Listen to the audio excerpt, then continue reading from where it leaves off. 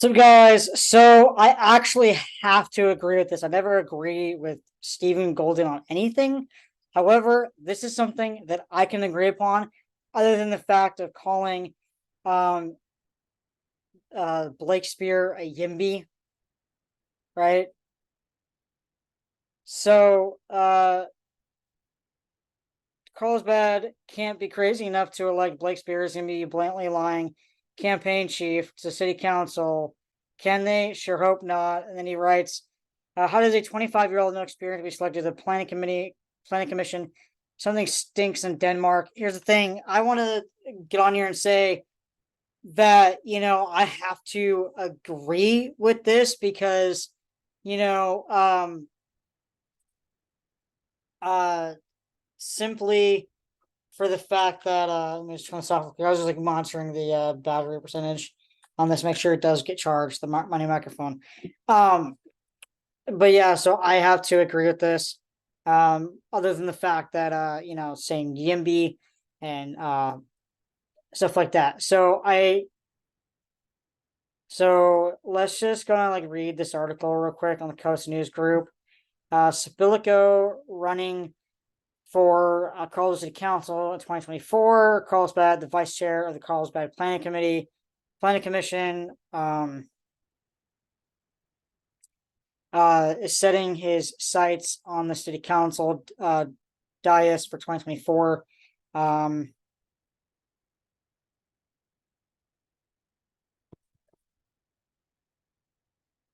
sorry, there. So,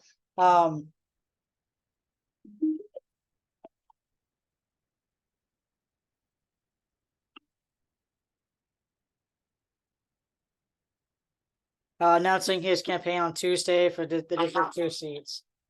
Kevin Sabilico, a city local who resides in the Rancho Carlsbad Sunny Creek neighborhood, has spent the past year and a half on the city's planning commission after being appointed in early 2021. The 25-year-old said he wants to be part of policy making on the council to create affordable housing opportunities, keep residents safe on local streets, and combat the climate crisis. Among other goals, he said his voting record on the planning commission shows his commitment to those priorities. Now, when I say that, this is all for attention on what he's doing, I truly do mean it because, I'm not that good of friends with Kevin Sabilico, but we do follow each other on social media. He's all right, but him being on the planning commission, he's not doing a good job whatsoever. And quite honestly, if you live in District 2, you have to vote for Mona Gacon or keep Carolyn Luna on the seat. Because at this point we only know of two individuals running for District 2. That is Mona Gacon and now Kevin Sabilico. So again, if here's the thing, if he's really all about policy making, if he's all about keeping residents safe on local streets, if he's all about the climate crisis, affordable housing, then he needs to be all about that and actually talk about that. And right now, he's not talking about that, is he? What he needs to show us is that he's all about making sure that all of Carlsbad is safe. Because what I want to do is promote a suggestion. I want to make a proposal for a few things of where I live, and one being is that one of the signs says it's 50 miles per hour, and that is the only intersection that has a 50 mile per hour limit of driving on, and so we need to change that because people are driving way too fast on these streets, and all the instances where I hear that people on bikes are being hit and killed because people are coming off the freeway.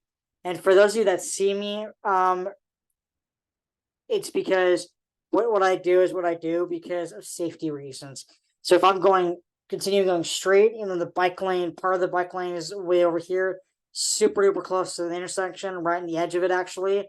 And then once you get halfway up, then you're officially in the bike lane, and that's scary. And so I want to make a proposal to city council for that. Now, you don't have to be on city council to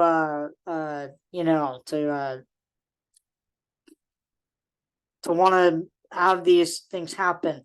That's why us Carlsbad citizens / residents, we go to these meetings on Tuesday evenings, to express our wants and what we don't want to happen to our city. So, like, he's just only wanting to do this for attention. Now, there's another article that popped up here. We were watching, not Roseanne Barr thing, but the state senator, Catherine Blakespear, one of my good friends, actually. So we're clicking that article. It pops up again, and read all about it later. So this is what Kevin Sabilico is saying. He writes, or says to the Coast News Group, I guess, saying, I had the ability to make a difference and hit the ground running. Sabilico said, my parents bought a home in Carlsbad in 1998.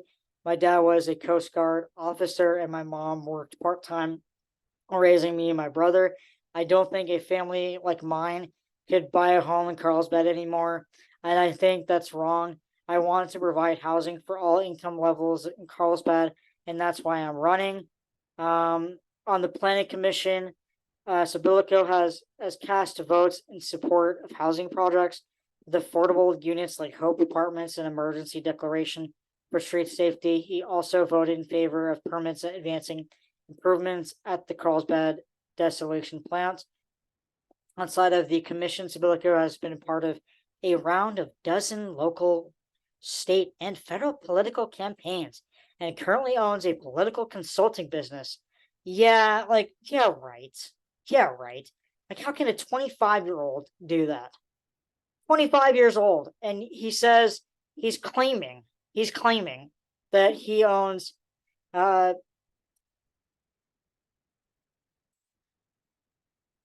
he's been a part of a dozen local, state, and federal political campaigns, and it currently owns a political consulting business. I don't buy that for a second. I really don't. I really, really don't. Sorry, but I don't. He was deputy field director for Congressman Mike Levin's 2018 campaign and campaign manager for Catherine Blakespear's 2022 Senate bid. No, he was not. No, he was. That's not true in the slightest. Levin appointed him as a member of Electoral College in 2020. Yeah, right. The council's District 2 seat is currently held by council member Carol Luna, former chairperson of the city's planning commission. First of all, here's the thing. What does anything that his family does have to do with him wanting to run? Now, if you live in District 2, vote for Mona Gacon. Either vote for Mona Gacon or vote to keep Carolina on the chair. Sorry, but that's how we all should feel, actually. Don't vote for Kevin Sabilico. He's claiming all these things, and it doesn't make any sense. So let's go ahead and continue reading on. Let's see here. Former chairperson of the city's planning commission appointed earlier this year after the seat was left vacant last November, now by Mayor Keith Blackburn. Mr. Sabilico said he would also like to be a voice for the LGBTQI plus community on the council, noting his disappointments at one council member's suggestion in July that raising the pride flag at the city hall meant that any other flag, including Confederate flag, could also potentially be raised. Now, first of all, you know what? Like, as far as the flag thing goes, that's the only thing I can agree with him on. Sorry, says there are no LGBTQ members currently on the council. I want to stand up for the LGBTQ. Okay. First of all, Sabilico is only saying that for attention. And we did have somebody, and we're gonna make sure she comes back on city council, and that is my good friend Corey Schumacher. Okay. Sabilico said he's built leadership from a young age, holding roles as a little league umpire, altar server, St. Elizabeth Seton, Catholic Church, science Olympiad coach, and the president of the Canyon Crest Academy School Site Council. I do not buy that for a second. That is not true whatsoever. He was not a little league umpire. He was not a altar server at a Catholic church. He was not a science Olympiad coach. He was not a president or any other position at that academy whatsoever. He earned a bachelor's degree in political science from the University of California, Santa Barbara. Yeah, right. District 2 is the city's largest district by a land area, encompassing Tamarack Point, Cavalier Hills, Robertson Ranch, Rancho Carlsbad, Carlsbad Ranch, Bressie Ranch, Kelly Ranch, and parts of La Costa Greens, Rancho Carrillo, and Poinsettia. So here's the thing. Do not vote for him. Do not vote for him. He is not somebody that we want. And again, everything that is said in this article, guys, is just for attention and also lies. So make sure that if you live in, and I'm going to mention the cities again, I'm going to read to you guys again. So if you are a current resident in Tamarack Point, Cavalier Hills, Robertson Ranch, Rancho Carlsbad, Carlsbad Ranch, Bressie Ranch, Kelly Ranch, and parts of La Costa Greens and Ranch Carrillo and Poinsettia. If you currently live in any of those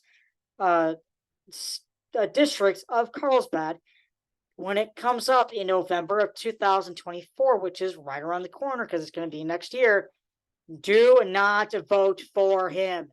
Vote for Mona Gacon or vote to keep Carolyn Luna as our District 2 leader. Okay? Sorry. Now we're going to go on to this article here. So this is a 2-in-1 video.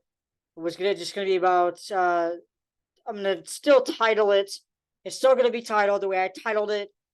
Don't vote don't vote for Sabilico, vote for Gacon. Okay? So going to be titled just so you guys know. Now we're going to go on to this article right here. When I saw this, I'm like, I might as well just make this video a 2-in-1 video. So no on AB 1228, stop the attack on local restaurants. California has more than 15,000 franchise restaurants throughout the state. The overwhelming majority are locally owned and operated by small business owners.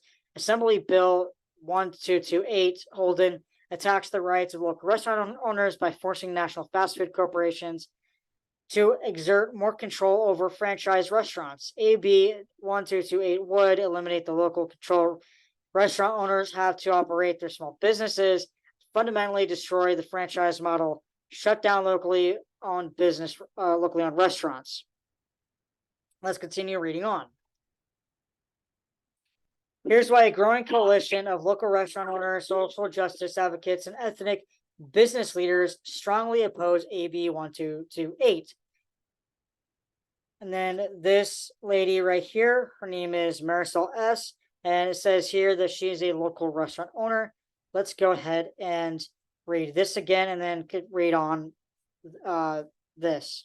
And then we're going to go in and watch this video. I know there's a video in this article.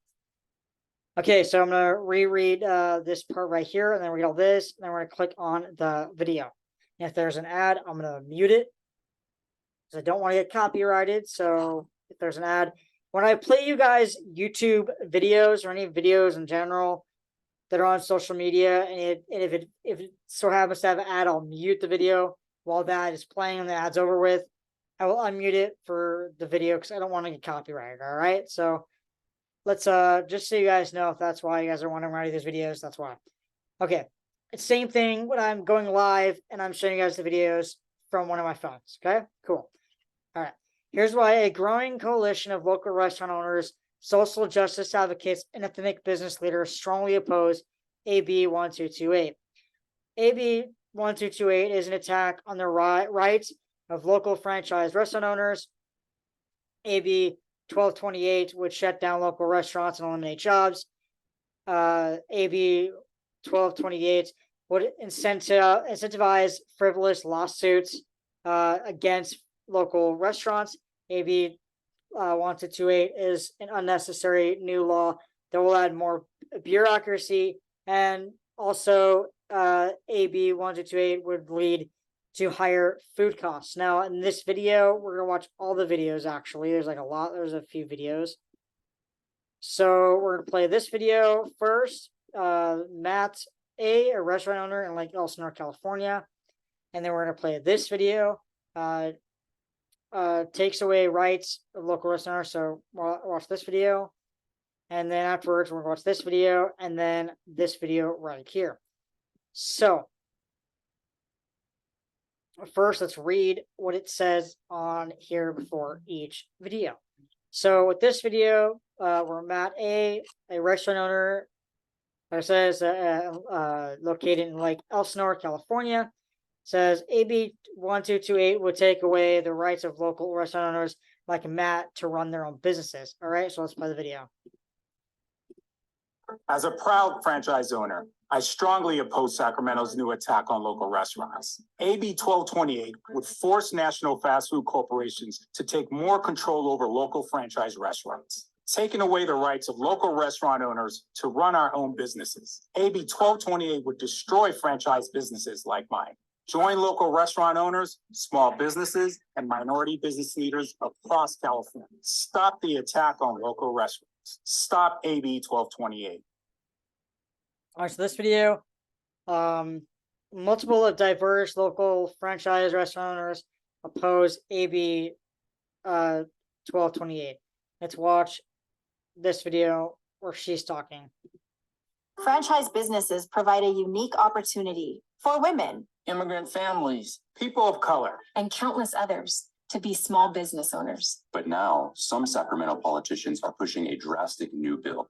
Their bill would force national fast food corporations to take more control over local franchise restaurants and take away the rights of local restaurant owners like me to run our own businesses. stop the attack on local restaurants. stop AB 1228. So I don't know if they're upset at Democrats, but we'll just watch the video and read about it more.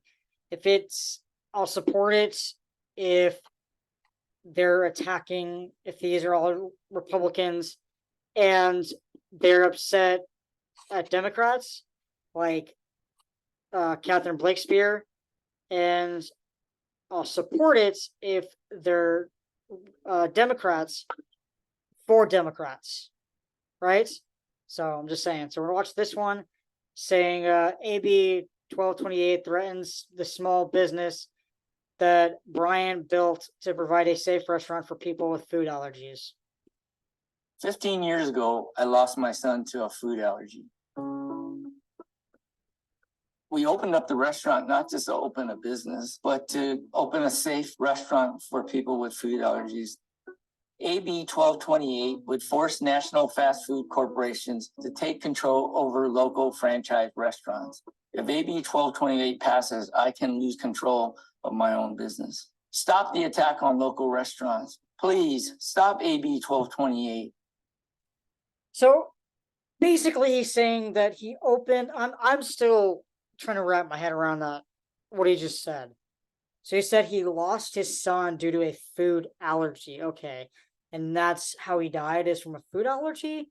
Here's the thing. You know, those that have food allergies, when you go to any restaurant, you order what you want, right? So, and especially for those that have food allergies as well. So, and also when you go to grocery stores and places like Rite Aid and stuff, right? So, like, for example, a common food allergy is nuts, right? So there's these ice cream cone things, the drumsticks that I buy all the time at Rite Aid, and they have like nuts on the top, right? And so would anybody buy those?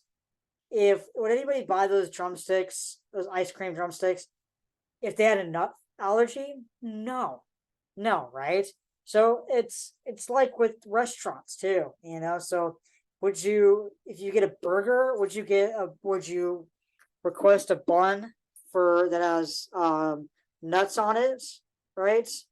Or like seeds or whatever on it? No, if you have like that kind of allergy or something, I don't know. But anyways, so it's really, bizarre. It's really bizarre. Anyways, we'll talk more about that in depth in a separate video, but let's just get this video over with. I'm getting really hungry and I want to make something to eat right now. So yeah, let's continue watching these videos. So this person says AB 1228 would force national fast food corporations to take control over local franchise restaurants. 40 years ago, my mom and dad risked everything to buy their first franchised restaurant. We've grown into a handful of restaurants that benefit our community and our employees. But now, some Sacramento politicians are pushing a drastic new bill. Their bill would force national fast food corporations to take more control over local franchise restaurants, taking away the rights of owners like me to be independent, to run our own restaurants. Please stop the attack on local restaurants. Stop AB 1228.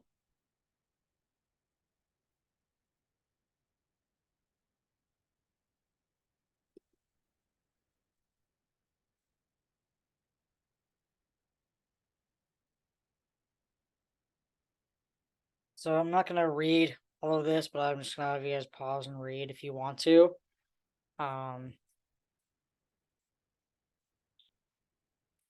Again, I don't know exactly what is the truth here in this. Because it doesn't look like they're talking about any politician. But they are mentioning Sacramento. They're just saying Sacramento politicians. And I don't know exactly what they're talking about because I'm like super confused. It doesn't make any sense. So it's very confusing.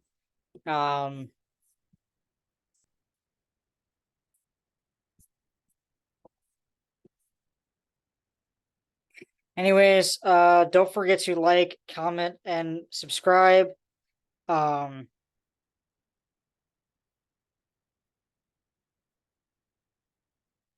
And so again, I have no idea if indeed they're talking about Catherine Breakspear and Mike Levin and all them. I have no idea. And so again, I don't know exactly really what is happening here. So they talk about, as far as politicians go, they just mentioned Sacramento politicians. As you guys saw, I believe it was in the first video, I think. So again, I don't know exactly what they are talking about here. But again, now with this, so with the rumors with Mona Gacon running, once it's official that she's running for sure, and she's got official video out, I want to make my own video about it, and so that's what I did. And so right here, Mona Gacon for Carlsbad City Council District 2. And here's the video. It's audio though. It's just her picture screenshot that I took off of one of my phones to make the video of me just speaking.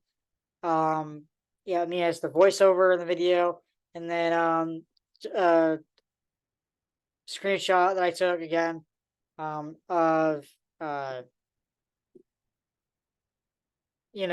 of her speaking at City Council at that meeting. So all right, if you care about Carlsbad, vote for Mona Gacon, District 2. All right, so that is it for this video. I will go ahead and leave it at that. And yeah, so don't forget to like, comment, subscribe, share. Yeah, all right. We'll go more into this all in another day. but for right now, it's just gonna be talking about this. So yeah. Anyways, I'll see you all later. Peace.